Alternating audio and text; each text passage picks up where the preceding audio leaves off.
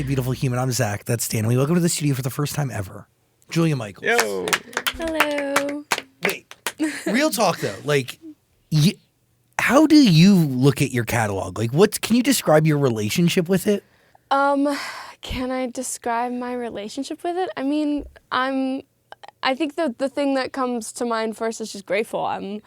I've been writing songs professionally since I was 16 years old, and I actually just turned 31 on the 13th. Happy birthday. Thank you so much. And so I still have imposter syndrome when people invite me into rooms. Like, I still can't believe people want to write songs with me. So I think at my core, I'm just grateful that I get to do it, you know. Why are you surprised that people want to write songs with you? I don't know. You see people come in and out of the industry, and some people are here for a second and then they disappear, and you're like, wait, but they were so good. Like, where did they go? And you never know when your time is gonna come, and just for some reason people still fuck with me, and I'm so happy. By the way, just gotta say, your first cut, correct me if I'm wrong, was it the Austin and Ally theme song? It was, yeah. I was like 16 or 17. It's like... And you learned the fundamentals of songwriting from someone named Jolene Bell, right? I did, yeah.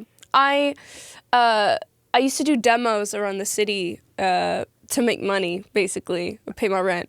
And so just scratch for someone, like scratch vocals. Yeah. So basically, if a songwriter wrote a song and they needed someone to sing it that sounded sort of like an artist, they would hire people that had certain types of voices to come and sing these songs. And now today it's AI. Yeah, exactly. And so I started writing with her first and foremost, and then the more that I did demos around the city, the more I met other songwriters like Lindy Robbins, who I did a lot of, she kind of introduced me to pop songwriting. Before that, I was kind of doing more sync stuff. And yeah, her and I really, from the get-go, her and I had done like Selena together and Fifth Harmony together. And Miss Moving On? Exactly. Firestarters? Exactly. That was all with Lindy. So, and we went on like such a beautiful run, and I love her to death. I will always love her. By the way, like a first cut being a theme song to a pretty big TV show, that in a way is life-changing. It was life-changing, for sure. I was able to get my first apartment and be out on my own, which was so nice. But how does that even happen? Was the goal to write a theme song? Was that the objective that day? So Jolene had actually known quite a few people in the Disney Channel world. Yes, exactly.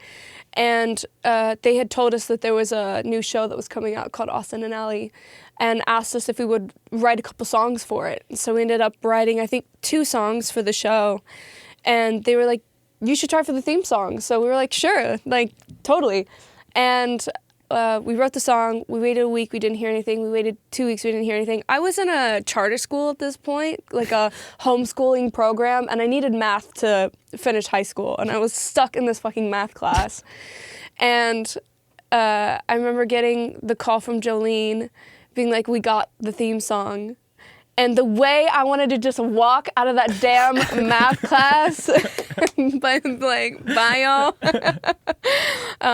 But yeah, that really started a lot of things for me. Would your next, like, writing to a movie or a TV show, I mean, it would be 50 Shades Heaven, which, by the way, does lead into Heaven 2, which we're here to talk about. Yeah. But then you also do something iconic, which is you write the entire album for Wish. Yes. And your song actually sets the North Star for the entire movie, which I had no idea about. Yeah. I went and met Tom McDougall back in 2016, I believe, when he was working on Zootopia. And I was like, I'm such a Disney fan. I've literally been writing songs for Disney for years and years. Like, anything you need help with, anything, like, please call me for anything. And he called me for Ralph Breaks the Internet and was like, I want you to do this sort of pop reimagination for this song we have. It's called Slaughter Race. And I was like, great, yeah, tight. let me work that. Let's workshop that a little.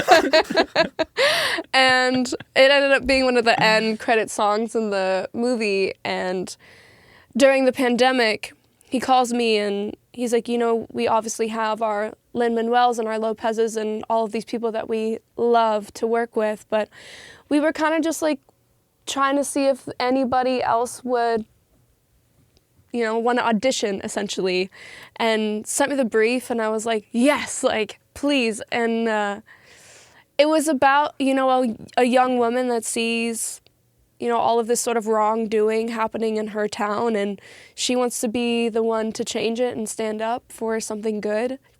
And I was like, I feel that, like I could see that, and wrote the song. And then I wrote This Wish for that. That was my audition song. And about a couple weeks later, Tom calls me and he goes, I'm staying in Iowa at this point because we're in the middle of the pandemic. I don't know what the hell is going on with our world. So you go to Iowa? Yeah, that's where I'm from. So all my family's there, and so I was there. But you grew up just 25, 30 miles outside of LA. Yeah. Born in Iowa, all my family's there, raised in LA. Interesting. And so I went back to Iowa to go just be with my family, and he calls me and he's like, so I just want you to know we are going to have every opportunity to work with each other in the future. But I had to call you and let you know that it's yours. I was like, you asshole. That's amazing. And it was just, it was, from then on, it was 3 years of my life. So I worked on that pretty much solely for 3 years, give and take a couple projects that I really wanted to do and had such a good time working on. But yeah. In that moment, are you pulling from, and I want to get into just how you approach songwriting, but how much of your traditional pop writing craft sticks with you when you're taking on a project like Wish? Or is it just totally new? I think a lot of that. Pop is what I know best. It's so ingrained in my psyche. And when I did Wish, Tom was like, just be yourself. I don't come from musical theater. That's not what I grew up on. I've always had fun with cadences and melodies and fitting fun, quirky lyrics into things. That's always been my sort of MO. So getting to do that kind of stuff in a Disney movie was really fun for me. What do you see your greatest strength as a songwriter being? Listening, I think. Especially for other people. You can go in as prepared as you want, but at the end of the day, it's what they want. It's not about you. So I think the superpower of any songwriter really should be listening, hearing what someone's going through. And because you could walk in and be in the best fucking mood of your life, and you walk in and that artist is like, my boyfriend and I broke up today. And you're like, whoa, okay, let me rework my body and my mind to meet you at your level so that I can be here for you in whatever capacity you want to write in today. So I think I genuinely think listening is top for songwriters. Does listening lead into empathy? Oh yeah. I have such a hard time compartmentalizing empathy from sympathy because I have been doing this for a really long time, so I think there's a part of my brain that's very susceptible to feelings and taking on those feelings and being able to channel those when writing songs. And sometimes it's so overwhelming that I have a hard time, even after the studio, just winding down and getting it out of my body. For sure, definitely. Do you feel like you're at your most comfortable taking on other people's problems and essentially? No. No, I wish I could just be in the studio and listen to someone and then just go home and leave it there and just watch my fucking shows and take a damn bath and have a great night. I wish even on tour, I would have fans tell me some really beautiful but like really intense stories. And I always said it almost felt like you were sort of taking all of these stories at the end of the night and you were sort of putting them on a truck and then like wrapping the truck around me, and then I was just sort of like walking through quicksand or walking through mud trying to get to my next destination, because even though it's beautiful, it's so heavy and I really take a lot of that on. And then by the end of tour, I'm like so depleted and sad and like feel so bad that I like can't fix things for people, you know? Is that one of the hard parts of creating art, that people feel understood by? Yes, definitely.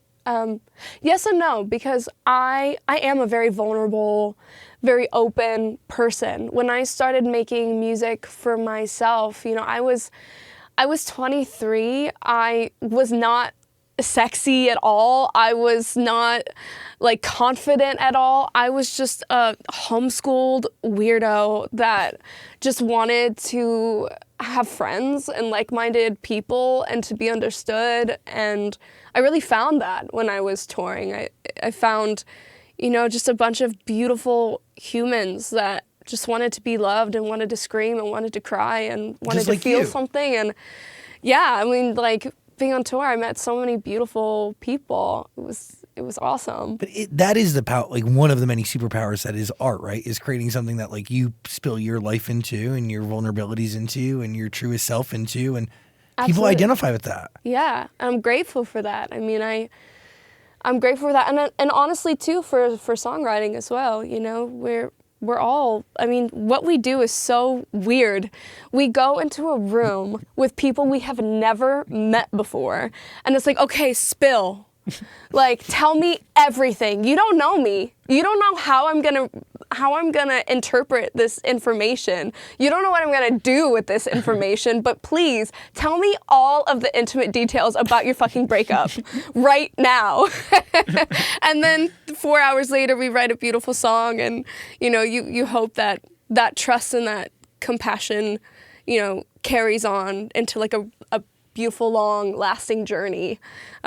But yeah, it is beautiful, but it's so weird what we do. You're like a therapist in some ways. I mean, I wouldn't say that. That's quite a large profession, but But these people are coming to you with their problems and their issues, and they're kind of giving them to you, and like you're helping them through it. yeah, it is very based on trust. Very based on trust and the hope that, you know, this person doesn't know me, the hope that sort of, you know, I will listen and hope that I will be able to articulate what it is they feel and say into a song. And it's not always, you know, emotional. It's not always that. You know, sometimes you walk in and someone wants to be like, I don't want to talk about feelings ever. I just want to like have a good time and be free, and I want to like write about that. And it's like, fuck yeah, like let's do that. That's what you like. Or they're like, I want to write about sex. I had the best fucking sex of my life last night. It's like, tight, let's do that. I've had the best sex of my life before. Let's like, I can channel that. I can relate. And is that what you're looking for? Is your ability to channel your own experiences to match theirs, so you kind of build on it? Or are Yeah, I mean, I always say that it's like, you know, everybody, for the most part, has experienced heartbreak, love, sex, partying, doing all of these things. Like, I might not know theirs very intimately, but I know mine, you know, and if we can sort of combine those experiences, then, you know, we can have a good song. But I can't always put myself in their shoes. I haven't lived every single detail of their life, so I have to put a little bit of my own experience into it. How are you writing in the room? Are you writing like, are you crafting anything to production? Are you just going based on story and building lyrics? Do you mumble? You know, it really depends. For myself, sometimes I'll have like a little idea. Sometimes I won't. Sometimes someone will just play chords and I can listen to chords for like hours. It's funny, someone on my team was like, we should really record your process in the studio. I'm like, people would be so bored with my process because I'll listen to a loop for 3 hours and then I'll just be like, the whole time. I've had producers be like, if you don't like it, we can change it. I'm like, no, I'm just getting the last of the bridge. I've got it. Like I can write a whole song in my head and then kind of like put it down on the mic and sort of finesse it from there. Are you realizing what you're writing about in the moment, or not until it's out? Yeah, no, I do. A lot of the times lyric and melody kind of come together. And sometimes I can get really overstimulated if someone is like playing the drums or like trying to find a drum sound. I always say that's like what I think hell is. Is like someone like boom cat toom toom toom cat toom toom, and like literally anytime I hear that in the studio, I'm like, if you don't shut the fuck up, we're gonna have issues today. But when I'm with an artist, it really depends on them. Like, I can be such a chameleon. If they don't really write, you know, and they need me to sort of spearhead things, I'm happy to do that. If they want to take the lead and write, and then I just sort of tweak things as we go, we can do that. If sometimes people like will talk in lyrics, but they don't necessarily write lyrics, and it's like, oh, okay, amazing. Like, just talk the whole time, and I'll just write everything down, and we can like make a song out of this. You know, it really just depends on the day, on the person.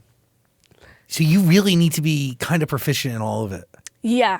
But you're only proficient, like, these are acquired skills. They're not things that you naturally had, right? Because you're learning people as you interact with them. Absolutely. Yeah, it's a lot of social cues for sure.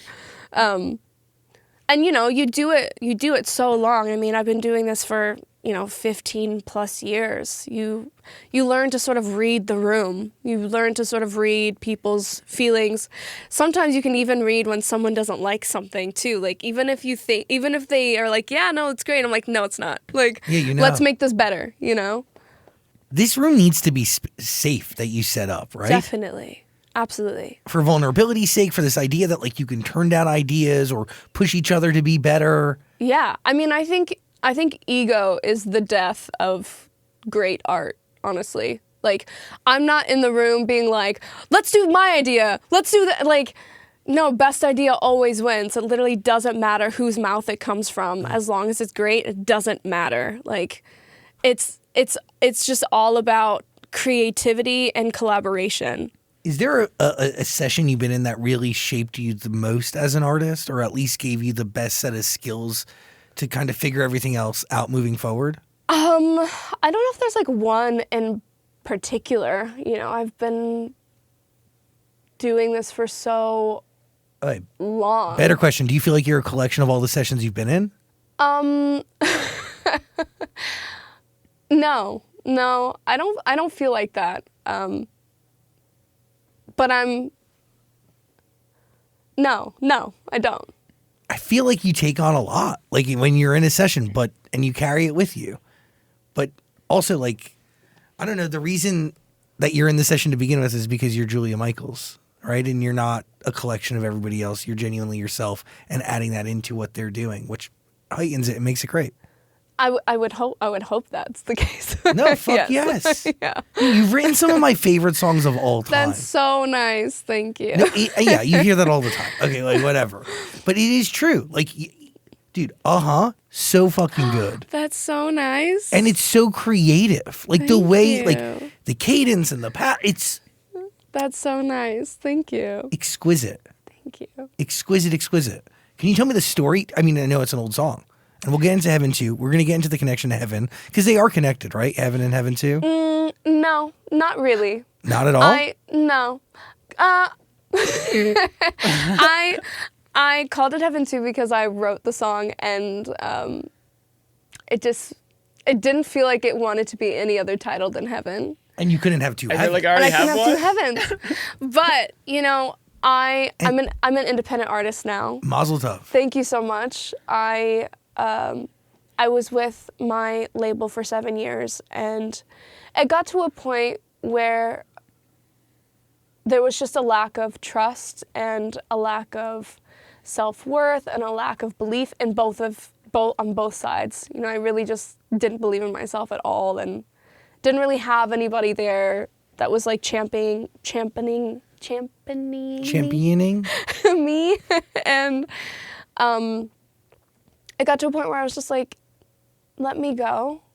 Like, just let me, like, try and do this on my own. Like, this really isn't fair to keep me here. And there was just a collective like sad to see you go, but want to see you happy moment. And I was really grateful that it was so amicable.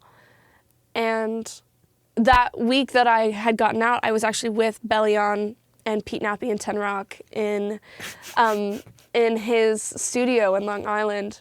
By the way, the greatest people. Pete Nappy's amazing. Pete's one of my favorite humans, and we've done so many songs together for this album, even just him and I together. I just love him so much. And I remember getting the text message from my manager, Becca, being like, we're done, we're out. And just the freedom of that was like, because I think too, when you're signed, when you put out a type of song, like Issues, for example, you know, I obviously am known for being very vulnerable and wearing my heart on my sleeve, but I also, you know, there's other parts of me, like I'm not one-dimensional. There's other parts of me that I want to be able to explore, and I think when you come out with a song like that, you start to think that maybe people only want to hear that type of song from you, and then you start to feel like your label only wants to hear that type of song from you. So if you write anything like remotely sexy, it's kind of like, no, but you're sad. Be sad, you know? Totally. And I think that can really weigh on you as a person too, like psyche-wise. You're like, oh wait, am I supposed to just be like sad my whole life and like only write these types of songs? And yeah, they put you in a box and you feel like you can't feel any other emotion but. And you can't be anything else, you know? And, you know, I woke up on my 30th birthday and I was like, I'm a fucking woman now. Like, this is crazy. And I just, yeah, the week that I was let go and I was like, oh my God, I can write about fucking anything now. And that feels so freeing and liberating. And so we actually wrote Heaven 2 that week. And it just felt symbolic to put that song out first, because it was really like the first song that I had written post leaving my label. I love the song, by the way. It's amazing. It's so good. Thank you so much. It's fantastic. Thank you. Are you channeling freedom in that moment? Definitely. What are you bringing into the studio with you, at least emotionally? Yeah, I think it really was freedom. You know, I'm like, oh, I don't have to feel like I only have to write sad songs now, you know? There was just this sort of looming umbrella of you can only be this. And then, yeah, I left and I was like, I'm going to write about sex. I'm going to write about how fucking petty I am. I'm going to write about, you know, like just all the things that I want to write about. And yeah, but genuinely, I think that's what people actually want out of an artist, right? And I think it's very sad when a label goes, it's like, you know, they invested in one thing, so they only Absolutely. assume that you're going to be one thing. Right. But the reality is, like, an artist is a human being, and human beings are multidimensional, and ultimately the people who feel understood by your art want to grow with you. They don't want to also stay sad. Correct. Absolutely. Thank you for saying that. Yeah, and I think too, like, labels don't really necessarily trust their artists a lot of the time, you know? I think it's all numbers for them, you know? Like, your first song does really, really, really well, your second song doesn't do as well, and then they're like, oh, well, we're just gonna put you over here. Totally. You know? And it's like, what? What do you mean? Like, I just started. And you've been on both sides of that equation, right? Because there has to have been moments where people have called up your publisher and said, I need Julia in this room because they need a fucking hit or it's done. Oh, yeah. Oh, for sure. Well, and also it was really funny too, because I'd be writing all these songs for these other artists, but then was like not getting paid attention to at all. Crazy. As an artist, while I have like songs going like #1 on radio. I'm like, this is so weird. And by the way, like with artists on subsidiary labels, right? So like all like Republic adjacent, what have you. Yes. So like Yeah. they're all within the same family. Yeah. Like you have a huge Shawn Mendes hit at that time. You have Yeah. a bunch of hot records. Holy shit. It was definitely a dichotomous experience. Crazy. But you know, I'm grateful for the time that I had there. I have no bad blood. but I am so happy that I now get to do this on my own terms and in my own way and actually be able to give myself a fucking budget for a music video that I want to make. Yeah, fuck yeah. So is that heaven to you? The freedom Yes. to make the art and be who you are as an artist? Definitely. When we decided on Heaven to be the single, I was like, we have to do a video. We have to build a world. Like, I don't want to just be another song. I want to be able to finally, because it had gotten to a point on my old label where they'd be like, you can have X amount of money and you can make like 3 videos in a day to save, to save money, basically. Yeah, gang shoot 'em. 100%. So dumb. And I was like, this is like, and you don't, how do you feel confident in anything that you're doing if it's like that? No. So that was really important to me. I've already shot a bunch of music videos and visualizers and all this stuff for my project that I'm working on right now, And you own it. I fucking own it. That's incredible. It's so cool. That is. It's so cool. But to be honest, like you've worked really hard to get to a place I have. where you could have your own record label. I have. Like- And I do have my own record label now, which is so exciting. Thank you. For the future of art and the ability to keep the art of songwriting alive and vibrant, I think that is just the right thing for so many different reasons. I couldn't agree more. Couldn't agree more. I don't want to be that guy, but like, sister, you have some of the biggest songs of the last, I don't know, 10, 15 years. That's so nice. Oh, it's factual. It's data driven. Like it is, I mean, it is, it's crazy to see that like all this art that you've made being able to then fuel a whole new season and a bunch of new chapters of art. Do you get what I'm saying? Totally. And Because that's what's happening, right? definitely. And, I'm always fueled by like artists as well, just seeing how, like when I see like really passionate people, really creative people, it like inspires me. I'm like, to be more passionate, be even more creative, or like working with, certain songwriters where I'm like, oh, I love the way that they approach music. I'm like, oh, like I kind of want to adopt some of that, or like, the way someone will do like a melody or think about lyrics. It's like, oh wow, I would never think of lyrics in that way. Like I kind of want to adopt that, and just always expanding, always evolving, always growing. I think that's just the best thing you can do as an artist and as a songwriter, is just always be evolving and changing and growing. How has John Bellion helped you grow and evolve? I've only worked with him once. Really? Just on Heaven? We did like a whole week together, just that 1 week together. And we had written like Thick of It All with the song I did with Joe Jonas and Alan Walker that came out like a couple months ago. Yes. And then we did this one and we did one more. But I really like working with John because I feel like he and I write very similarly, in the sense that we both will just like go on the mic and sort of verbal vomit like everything, we'll like just sing a bunch of melodies and sometimes we'll sing like a lyric that could like go with it. But we're very similar in how we work and how we write. It's not like clinical. We're not like, oh, it has to be on the 1 and this has to start on the 2. We're just like free form, free flowing. And then by the end of the day, we have a song and it's magical. Which is different than how you approach a session with somebody else that's not you, right? Like totally. For sure. I mean, that's normally how I write songs. He does it more on the mic. Sometimes I do it on the mic, but a lot of the times I'll sort of just do it in my head. Yeah. It's crazy. What are you seeing in your head? Are you feeling? Like, what is it? So, I mean, it's sort of like, I don't know. Or are you is it subconscious? I'll just be writing in my head, like writing the melodies in my head, trying to come up with lyrics that I think work sonically with everything. And I used to work a lot with Justin Tranter, and we still work together, but not as much as we used to. We used to be together every single day.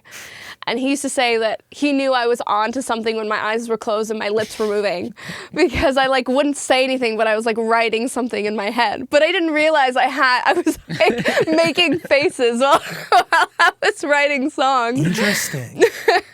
But yeah, he used to say that like he knew the cogs were turning when I was making weird facial expressions. But can you, like, when you're done with it, can you remember it all? Like, can you, like, do you understand what you've done? Yeah, even when I write with, because I don't like to describe, something about writing things down makes me feel like I can't just like be in the moment and just think. It's like something else you have to do. Yeah, it's like a task that I have to do in the middle, so I don't necessarily like to scribe. So I think I've just gotten really good at remembering everything so that I don't have to write it down. Amazing. Yeah, it's just very interesting because like we've talked to a lot of musicians, and obviously, and everybody has like kind of a different thing, but like a lot of people do believe that the universe beams down some incredible records, and like For you don't sure. even know where it comes from, but For sure. you're just a mere vessel for I its fully creation. believe that. Fully believe that. Yeah. Because there are some days where I'm like, I don't want to do this today. Like, all I want to do is just sit in the sun and read a book and breathe and just have a wonderful breakfast and like watch the Great British Baking Show. And then I will get there and I'll hear something, you know, someone will say something like, you know, and I'm like, that's a song.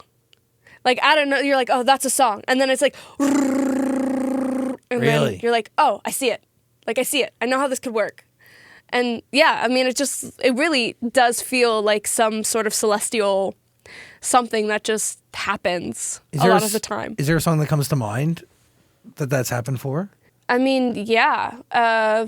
Heaven kind of was that. Heaven 2 was kind of that for sure. Like, we kind of sat there with the melody and we just were kind of like, I don't know what this is, but it's cool. And then sort of out of nowhere, just the lyrics started coming. Just coming and coming and coming and just like didn't stop. Another one would probably be like Sorry for Bieber. I mean, I think Tranter and I wrote that song in like an hour. Just like came really, really quickly. And we didn't really think anything of it. Like, we wrote it really quick and then we were like, cool, I think this is cool. Like, all right, see you later. Like, see you tomorrow. Like, just, you know, and then like, I think all of like 3-4 weeks later it was out and then it was everywhere and we just like had no idea that it was going to be like, it was going to do what it did. Did you have anything in your mind when you sat down to write that record? No, not at all. Like, not even a little bit. I think it was Josh Goodwin had called us and was like, you know, we need some songs. Like, can you guys come in? It was a night session. I never do night sessions, ever. Hate them. And I was like, sure, yeah. I think that's why we wrote it so fast. It was just because I was Get like, out. I need to sleep. And it was a Blood Pop track, and I'm obsessed with Blood. I love him so much. And heard the track, I thought it was just so cool, like so different from anything I had heard in a while, just like super fresh and unique. I went in the booth, just sang things down, I think I sang the chorus down, came out, I sang the verse and then came out, wrote the rest with Tranter, and then we literally just went home. Like, that was kind of it. Yeah. And then you had the scratch vocal, because didn't Skrillex release that at one point with your vocal on it? Yeah, he did. And then the original version, that's still your voice on it, correct? Yeah, the like post-chorus is. I just learned that, is still and I had me. no idea. Yeah, yeah. A lot of people don't know that. Yeah, the part that goes, How's it go? just like that. If you listen to what I did, it's that was just really like that. close. You sound just like me. I think it's so cool that was you. I had no idea that was you on the song. Yeah. I sang the original demo, and then we changed the key obviously to fit him, and then it ended up staying me on the post-chorus. I feel like you're on a lot of different records that aren't really yours. You make your way. I mean, Let It Go, Demi Lovato's version, just sang. You did backup vocals. Yeah, but that was back in my demo days. Oh shit! I came in to do all the background vocals for that song. So that was your sole intention. Yeah. That day was my sole intention. But I definitely I end up in the backgrounds of a lot of things just because I'm a fan of texture. Even on my songs, like Ian Kirkpatrick will do backgrounds on my songs sometimes because I love his voice, you know, like I love building like something that feels really full and warm. Well, in Heaven 2, is that you stacking your vocals, or is that an actual choir in there? It's an AI choir, actually. Cheeky. Yeah. How do you feel about that? Honestly, I think it's really cool. I would love to, in the future, be able to have an actual choir for one of our performances. I think that would be so cool. But it's my voice just stacked like hundreds and hundreds of times. Whoa. Yeah, AI is crazy. But yeah, we've actually played around with it quite a bit in some of the songs that we're putting out. It's been pretty cool. Really? Yeah. Are you, I mean, just stack vocals, using it for other people? What is it? No, not for other people. Haven't done that with other artists, just for myself, really. Yeah, it's mostly just for choir stacks. Like, I love things that just feel really full and big. And so we've just fiddled around with that quite a bit on this album. You mentioned texture, right? Like, what do you think that adds to a record? That So much.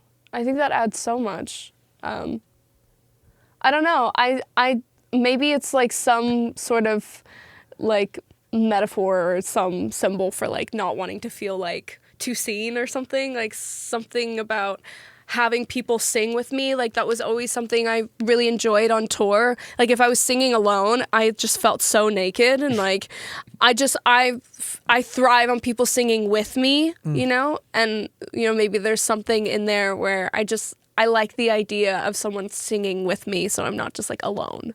do you believe in like? Do you believe like luck had anything to do with your success, or like, what is it really? Do you think about that at all? No, I don't think it's luck. I think that I put in the work. Fuck yeah. I worked really hard. I did sometimes 3 sessions a day. I did every room that I could, met so many different people, found my people, worked with them, you know, found artists that understood me and vice versa, you know, and grateful that they kept me around. You know, I have a career because of them. I have a house because of them, you know. You have a label? I have a label, yes. No, I don't think it's luck. I worked really fucking hard to be here. Fuck yeah. I don't come from anything. I don't come from money. I don't come from like, I don't have rich parents that were like in the music industry or any sort of business. My family's like hella blue collar. Like I didn't come from nothing. Came from nothing. So it took a lot to get here. I mean, you originally moved to LA because your dad wanted to try to be an actor. Yeah, did not work out. Sorry, Dad. But it's okay. Yeah. Because it's been working out for you. Yeah, absolutely. And also like it's really wild. That's so true though. Like all of these songs have such a place in history, but also have given you the springboard and opportunity to create art on your time, 100%. on your schedule, but like also like your vision. It's untainted or interrupted or disrupted by anybody. Well, it's not always my vision, but yes. But as it relates to your own music, As yes. it relates to my own music, for sure. Well, that- As it relates to obviously other people. No, that's a collaboration. Their vision, totally. Are we just doing an album? Are we planning on many albums? Are we planning on signing more people? Like, what is the future of the label really look like? That's a great question. Right now, I'm focusing on myself. I haven't had the opportunity to do that in a really long time, and I haven't really gotten the opportunity to, as an artist, like see it through fully, because I've never really had the opportunity to do it with my old label. And so right now, I'm really just sort of in the process of trying to give my all to myself, if that makes sense. I want to do an album, but right now what I want to do is I want to put out singles, and I want to have different worlds for singles and have videos for everything. You know, this is my first time being independent. It's my first album independent, so I really want to make it special, not just for my fans, but for myself. So yeah, we've been actively doing that, but I mean, maybe the future will be, you know, other artists, but right now I just want to see myself through. You deserve that attention and time and energy. Thank you. And also this music will pave the way for others. Like, again, like it will be the same thing, right? The more you create, Definitely. allows you the opportunity to expand. And yeah, I really hope that, you know, artists, especially unique artists, like anomaly artists, will hear this kind of story and know that they can do it on their own. Like, it's really scary. Sometimes it's really fucking expensive, but it's worth it. It's so worth it to be able to do it on your own terms and have control over your own narrative and your vision. It pays off. It does. And ultimately, like, you can never do anything alone. You need to acquire the right partners as you grow. Oh my goodness, it takes such a village. There's no way I could do this on my own. I mean, my whole job is collaborating, just on all forms. Like, I couldn't do it without people. It is crazy to think, like, yeah, and every aspect of what you do is collaborating. Absolutely. Like, you have to be a team player, always. And I am. Always have been.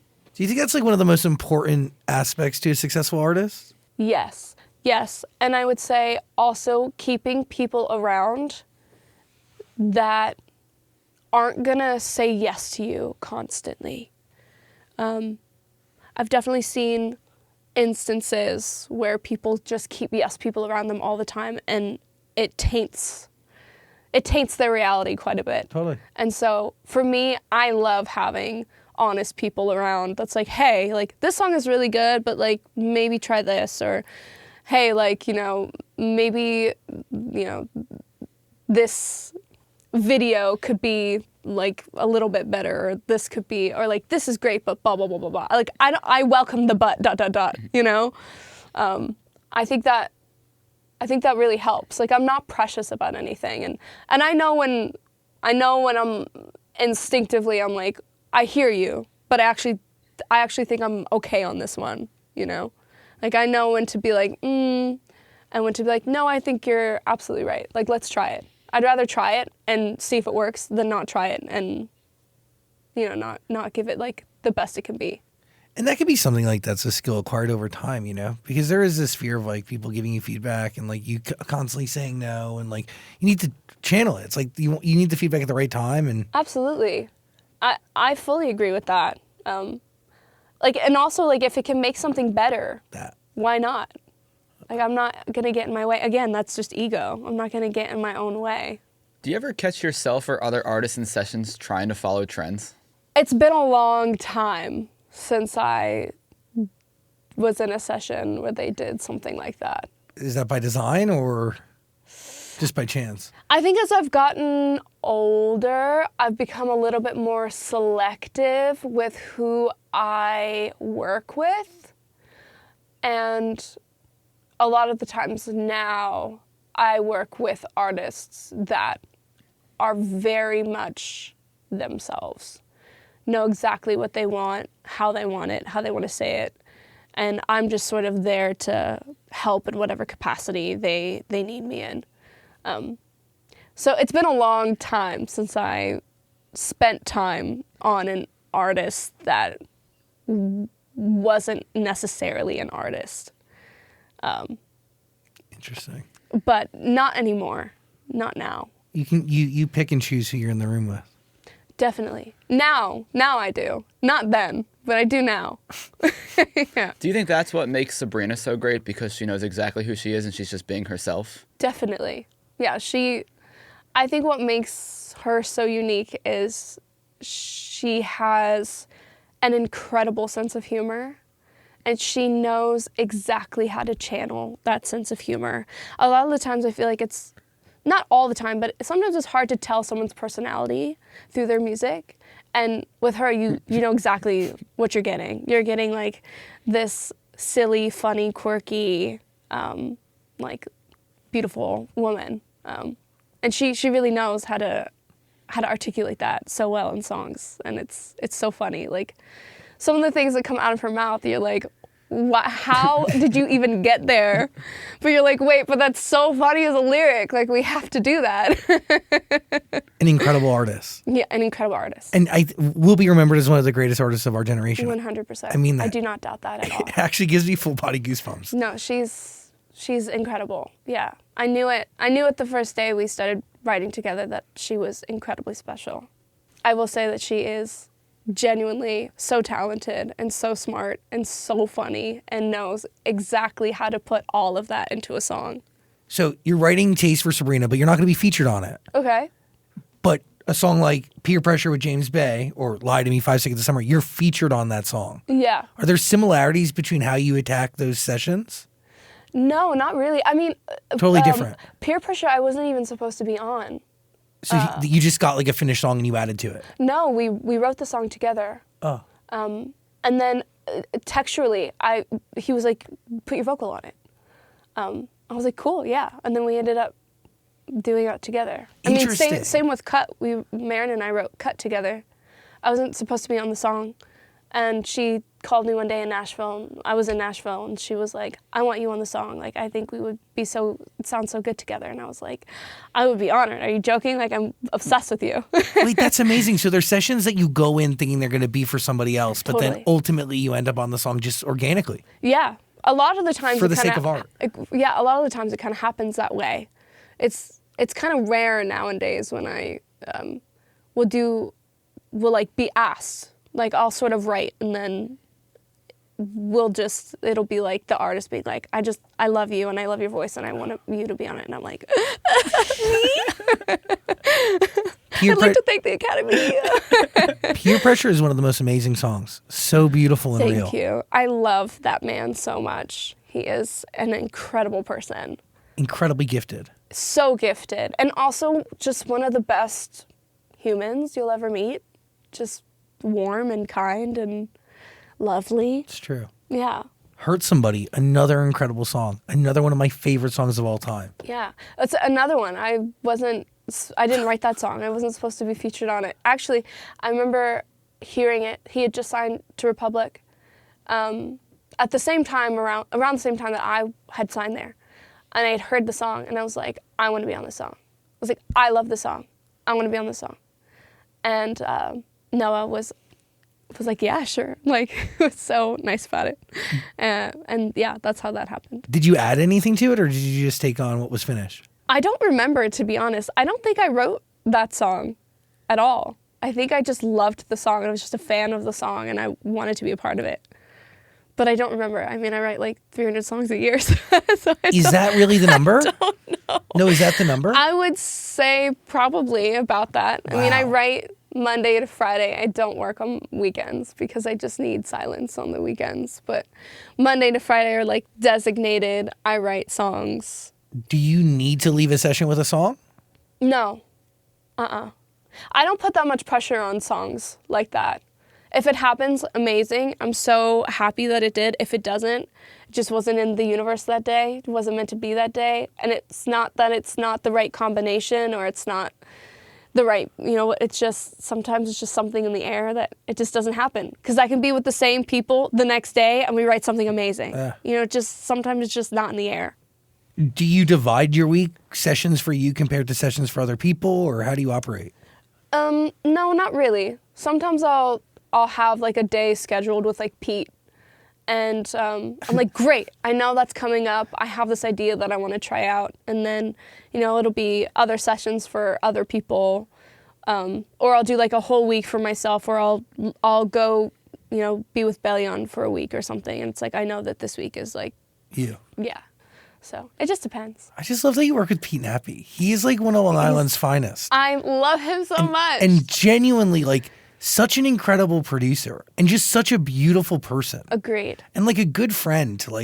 He's just a great guy. I agree. Yeah, we'll have sessions together, and then we'll be like, you want to go for a walk? And we'll just like walk around the block just to like have a second, because he's been listening to the same guitar loop for 2 hours and I've been writing in my head for 2 hours. I was like, should we just go talk and hang for a second?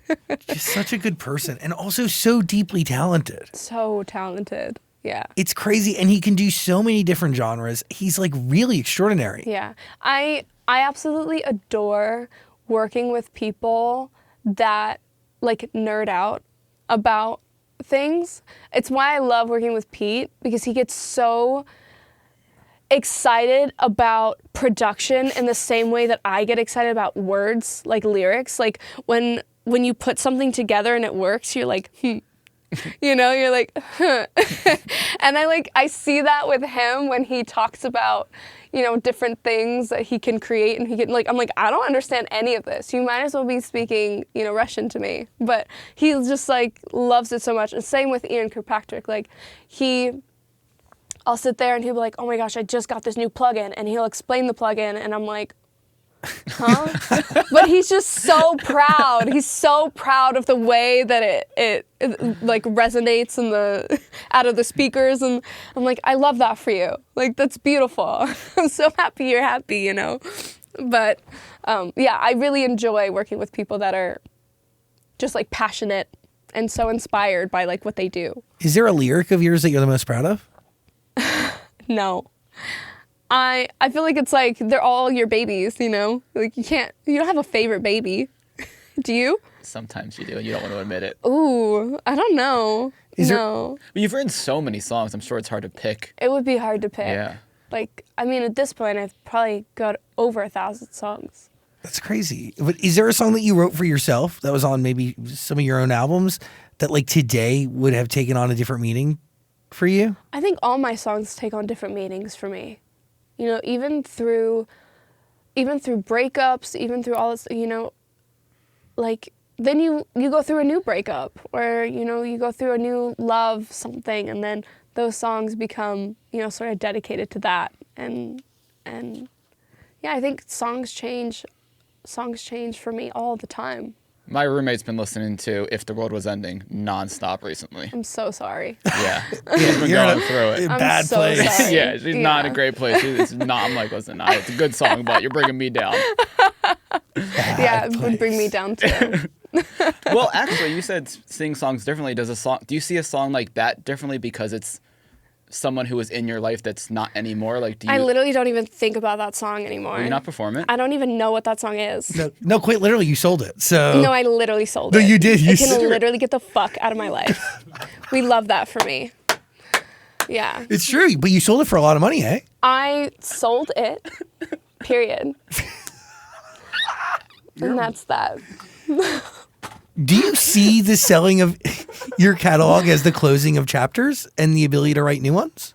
The day I sold parts of my catalog, not that song, I was like, wow, like, that's like a lot of songs I've written over the course of my life, and now they're leaving. But the thing about creativity, which I love, and being a creative person, is I will always create. I'll always be writing songs. Even when I'm not trying to write songs, I write songs. So it wasn't as sad as I thought it was going to be, because I know that I love what I do, and I know that I will just continue to be writing songs and probably do it for a very long time. So I wasn't like putting flowers on the grave or something, you know. I was like, wow, I did that, and I'm really proud of that, and that's so cool. Goodbye. Wow. Yeah. I mean, it is a big deal. Yeah, it is a big deal. How'd you pick which songs to move on from, essentially, or to sell, and what songs to keep? I basically just sold like what was part of my old publishing company. When I was assigned to an old publisher, I just was like, these ones can go. And I'm going to start anew with these ones. And yeah, sold some songs that I was really proud of, and some other songs where I was like, these can literally never see the light of day ever again. It's wild. Mm-hmm. But that sale will now allow you to build a label. Definitely. Yeah, it definitely helps. I mean, yes, it's helping buy the ink and the pen to write a whole new story. It does help. I'm very grateful. Thank you to the people that bought them. The Jonas Brothers. Mm-hmm. Crazy. Yeah. What the fuck? Yeah. Mm-hmm. Wow. The Jonas Brothers bought your music? Yeah, Rev Kev. The company, yeah. Kevin Jonas Sr. Mm-hmm. Yes. When you started songwriting, did you have any intentions on becoming an artist? No. And then what happened? Did issues just walk into your life and you're like, well, Yeah. it needs to be me? Yeah, I had written that song Oh my gosh, I hate reliving this story, but it's so the day I wrote Issues was the day that Sorry had gone #1 on Billboard. That's crazy. So it was like a really big deal for me that day.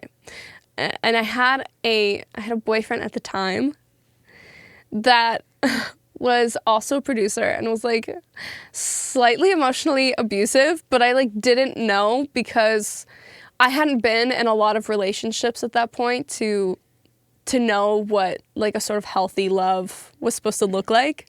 You know, I didn't have anything really to compare it to, so I was like, oh yeah, he loves me, ha ha ha. And I remember it went #1 and he was just like so upset about the fact that it did, and he was like, I'm a producer, I'm older than you, like how is this happening for you? Like I'm happy for you, but I can't look at you right now. Like I just can't like, and it was like really upsetting. And we were actually doing like sessions in the same building that day, and I had gone in and it was me and Tranter and Benny Blanco and Stargate. And I had gone in and I was like crying, and they were super happy because Same Old Love had gone #1 on pop radio that day. Wow. So it was like we both had things that we could celebrate. Like they were really big things at the time. And I just came in crying. I was just like, this is like not how I wanted to feel today. And I had issues written down on my notes on my phone. And I think it was Stargate that started playing those like pizzicato like strings. And yeah, I just started singing the song basically and finished it with Tranter. And I remember he had like sent me flowers in the middle of the day as like a congratulations, like a sorry, but the damage was sort of like already done. And yeah, and I had written that about him basically. And when it came time to sort of pitch it, I was like, I don't know, this is like kind of a personal song. Like I've never really written like this kind of a personal song for somebody else. And I had met Charlie Walk when I was working on the Haley Steinfeld EP. And I had done one of the demos for the song before. This was kind of before I had met her and we had started writing together. And I remember him coming into the room. I was 22 at the time. And he was like, you're an artist. And I was like, get the fuck out of my face. He was like, no, you're an artist. Like, you're a star. And I was like, I don't even know what you're smoking right now. But like, like you gotta go. And I remember playing it for him, basically. Playing Issues for him and being like, what do you think of this? And he was like, well, what do you want me to think of this? I was like, I don't know. You talk a big game. Like if you really mean what you say, like go for it. I didn't think anything of it. You know, I didn't have anything planned. I didn't have music planned. I didn't have anything. You wrote it because you had to. I wrote it because I wanted to. Well, and then, but I didn't expect anything. You know, I didn't expect for it to be all over the world, and then I was going to be promoting it and touring and having to write a whole EP and all of these things. I didn't know. I was 22 and naive, and I was like, I love being a songwriter, and I can go walk to Starbucks in my SpongeBob SquarePants like pajamas, and no one's going to say shit to me. And then, yeah, I mean, Charlie Walk kind of changed the trajectory of my life. It was... Do you think it was for the better or for the worse? I think it was for the better, for sure.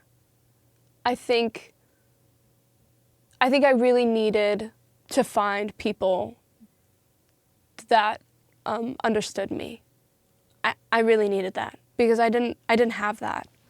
Even with songwriting, like songwriting's a beautiful thing, but you're not friends with everyone you write with. You know, it's a job at the end of the day. You go in, you do your job, and if you become friends, cool. But that's not always how it works. Like, you're there for a purpose, and I've come to terms with that. Like, that's just what it is. It's my job. So I think, you know, even though you're doing all of these things and all of these amazing things are happening, you still feel very lonely. Like, you go home and you're like, I don't have anybody. I don't have anything. And so I think I needed I needed to find my people in the world to feel, period. And they were your people? This helped you find your people? Yeah, for sure. On tour, for sure. Like all my fans just being so lovely and open and vulnerable and honest. And, you know, like I'm such a physical touch is my love language. Like love a hug, love feeling connected to somebody. So like seeing all these just like beautiful people and all they want to do is be loved. I'm like, me too. That mutual understanding is I'm powerful. like, I get it. I want that too. Yeah. Do you feel like you were born to write songs? Yes. Definitely.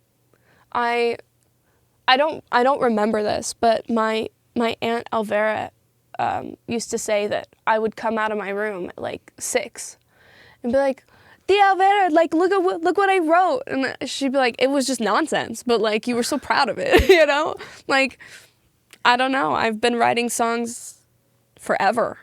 So yes, I think I was born to write songs. Do you remember the first time you wrote a song that you liked?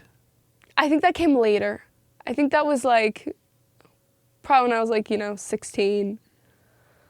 But yeah, I mean, I remember I had like a really old laptop. It was like one of my dad's old MacBooks, and I would like record songs in there when I was like, 11 or 10. And I didn't know what I was doing. I had no idea. I didn't even know songwriting was a job. Like, how would I know that at 10? But here we are. And again, like you had to do it. Like, again, like you wanted to do it, of course, but I think there's like a larger force that like you have to write songs. Like, Definitely. Like whether somebody's waiting for those songs to be written or not, you have to do it. Like I get anxious if I'm not writing because I think because I'm so used to writing all the time that when I don't, something feels wrong. Like it's almost like creative buildup. Like I don't know where to put it. And then I start to feel kind of like stuck in myself that I need to have some sort of creative release to feel like myself again. And that was really issues, right? Like this. Yeah. You needed it. Yeah. Really, I mean, and any time I write songs, even with other artists, like just being able to do that. And there's something so special about being with somebody and, maybe they don't know you that well, but the trust and then the puzzle piece of us putting it together and making a song together. It's like, it just feels like such a big, deep breath. And it's like, we did it. It's like, it's almost like an escape game, like you're trying to find all the puzzles and like trying to get out of there in the right like amount of time or whatever, and you're like, oh, we did it. Like, this feels so good. All right, I'm going to go home and take a nap. There is beauty to, like, emotionally dumping on someone and then piecing it together like a puzzle to make a song. Absolutely. And then never seeing them again, ever, maybe. Ever, maybe, yeah. Like, great, that was great. Have a good time. You can listen to all of Julia's music, by the way. The entire new project is waiting for you on Amazon Music, Heaven 2. Mm-hmm. Link below. We have another, how many songs do you think? Quite a few coming. But not yet. We're gonna let Heaven 2 simmer. That's right. Marinate. Songwriter, artist, label executive. Yep. CEO. Yep. What the fuck's up? What? It's amazing. Yeah, thank you. God, you are genuinely 1 in a trillion. Oh, that's so nice. Well, it's thank you. just accurate. Thanks so much. What are you thinking? I was going to say the Heaven 2 artwork is so cool. It's beautiful. Thank you. It's amazing. Thank you. I really wanted to do... When you're signed to a major label, they care so much about your face being everywhere. They're like, it has to be your face, has to be your face. And so when I went to do this project, I was like, I don't want my face.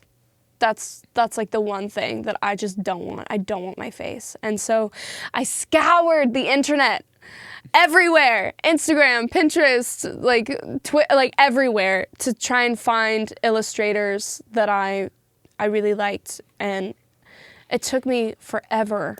And then I finally found Joyce, and I just loved her style. It was so evocative and cool and surreal, and also just like teetering on this like just this beautiful sexual art. And I was like, I want this. And we've actually had her, she's doing every single cover now.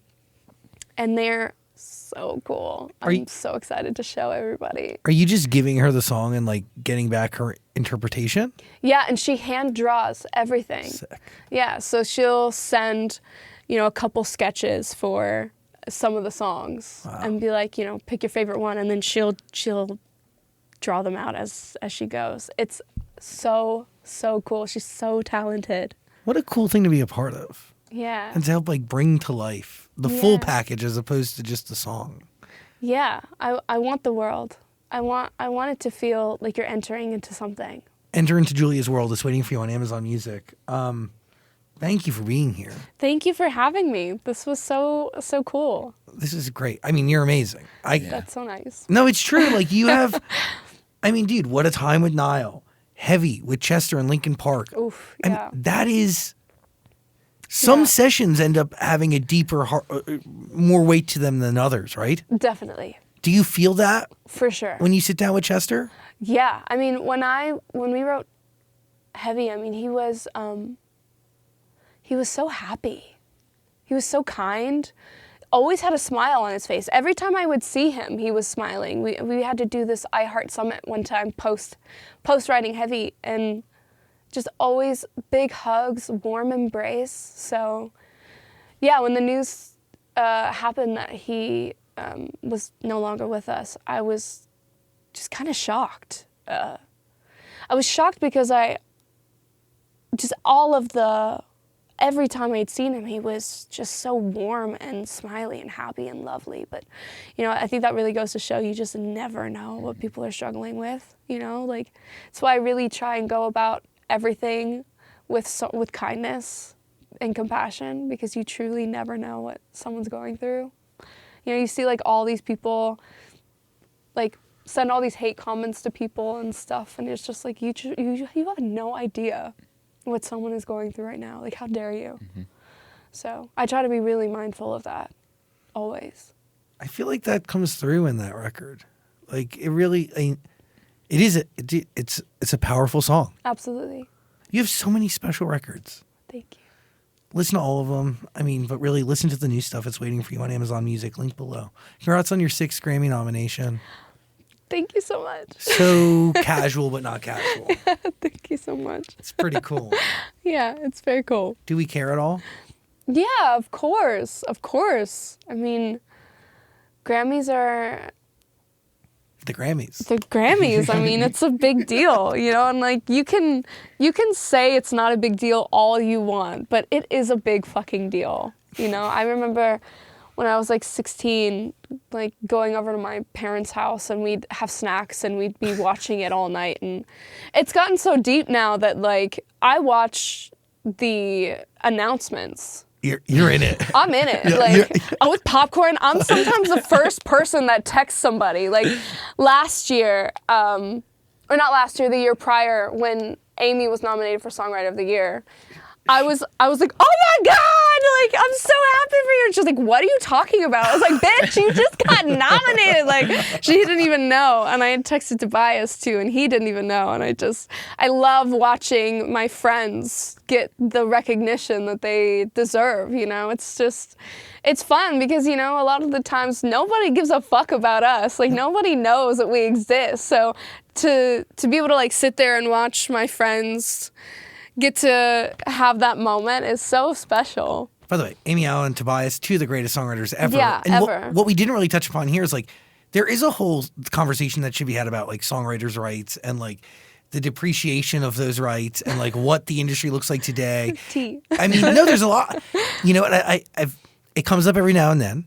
But I've been more afraid over the last few months than ever before of the future of songwriting, mainly because of how little money is able to be made there. So the idea that people are going to give creative energy and time into something that has very little upside or payout, it's most likely not going to happen. Yeah, I do worry about the generation of songwriters that are coming up now. I think the 1% of people that are still getting songs at radio, and especially radio like internationally and stuff, they're still gonna do okay. It's still maybe not as well as they would have done pre-TikTok days and pre-COVID days, but they're still going to do relatively well.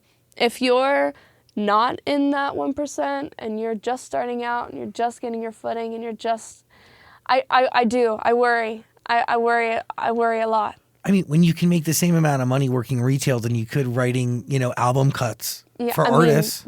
If that. That's crazy. If that. Yeah. Not okay. It's really scary. Definitely something needs to change. And I think that's also a big reason why I stress, being independent to artists that are just coming up. Being able to own your own masters, own your own everything is going to be really vital for, Totally. Especially now, for artists. Because there's no money to be made anywhere else. No, and unless you have an incredible lawyer that can work an amazing deal for you at your major label, you're going to be fucked. You just are. Yeah. So I really think being independent and owning your own everything is just the way to go these days. And I'll just say, some amazing artists have built amazing careers being independent. Macklemore, AJR, just two of the top ones that are top of mind. Absolutely. I mean, AJR got to a place where they were selling out, arenas all across the country before they chose to sign. And that was only at their do it. Yep. You can do it. It is possible. Totally. I understand the pros of a label. I understand the pros of a label when it comes to, not having resources. Their DSP reach is going to be so much larger than something that you can do on your own. Like, they are a bank at the end of the day, and for someone that doesn't have money but wants to be able to fulfill their artistry, like, that makes sense as their next step, 100%. If you know how to utilize your label, absolutely do it. But it's hard. Yeah. It's hard too when you don't have control and everything that you do comes down to a yes or no from someone that literally doesn't give a fuck about you. No, totally. And that's how I describe it to some artists. Sometimes I'm like, it's essentially two layers of competition, right? Like, you have to compete with your label mates for the attention of people. Absolutely. To utilize the resources that you're even there. Absolutely. To tap into. Absolutely. And then once you get there, once you beat out your label mates, then the real competition begins. Yep. And now you have to go fuck around in the real world. Yep. And their resources, you get it. Their resources have a very small timeline. Have you been signed to a major label? It's so weird. No, I've only just interviewed probably thousands of musicians over the last 18 years. No, for sure.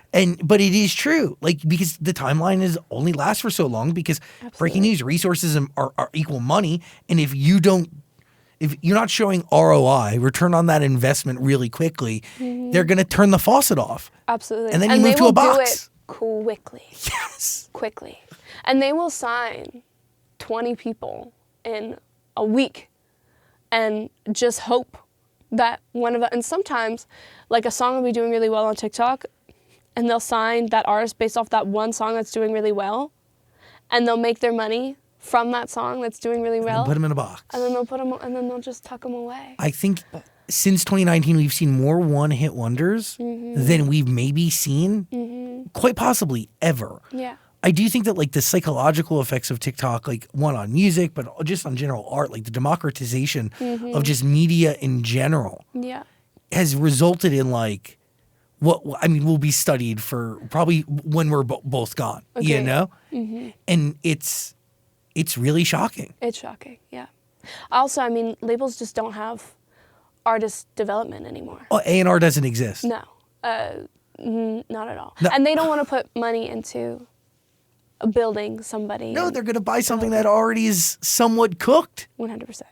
But what they don't get is, like, that cooked thing may have no catalog or writing ability or the ability to do it again. So then what you fall yourself into, like, now you're in a trap of, like, you have somebody for one song, you paid for one song, and now this person is just going to be tucked away with no ability to get better. Or if they get better, like, how do they even get their thing heard again? Right. Or they do it and they did it basically, just for the love of songwriting, and then they feel this immense pressure to have to do it again when, they wrote it. They didn't know that it was going to be a massive song. Like, you're just writing because you love it and you want to do something amazing, and, like, then you just have this pressure to perform all the time. And if it doesn't happen, then they're like, oh, okay, bye. But And if then- this Literally.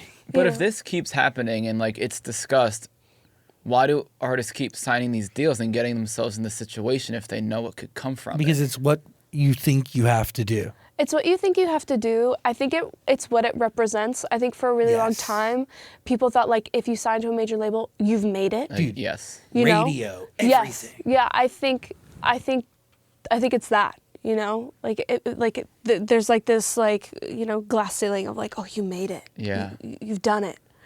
But it's not. It's not like that anymore. You know, for me personally, you know, every label is different, and every label has artists and handles artists differently.